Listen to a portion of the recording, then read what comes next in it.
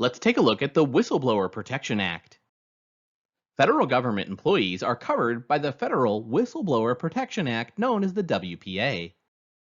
The WPA prohibits taking or failing to take a personnel action because an employee or an applicant has disclosed information that is reasonably believed to show a violation of the law, rule, or regulation. It also applies to gross mismanagement, gross waste of funds, abuse of authority, or a substantial and specific danger to public health or safety.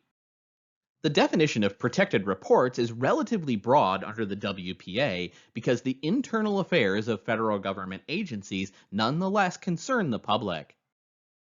The Act's prohibition against retaliation is also broad, extending to decisions to order psychiatric testing and any other significant change in duties, responsibilities, or working conditions.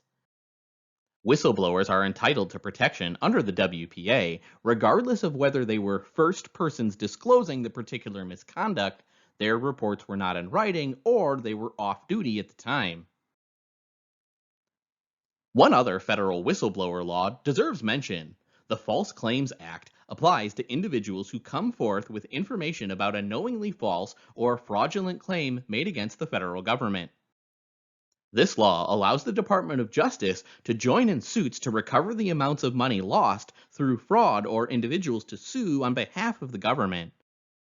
Because these cases often involve large amounts of money, and the Act allows recovery of 3 times the actual damages to the government, whistleblowing under the False Claim Act can be lucrative. The False Claim Act also protects employees against retaliation based on their investigating or otherwise pursuing actions intended to uncover fraud against the federal government. Employees whose normal job responsibilities include making reports to their employers about issues that are the subject of whistleblower claims must show that their actions went beyond just doing their job.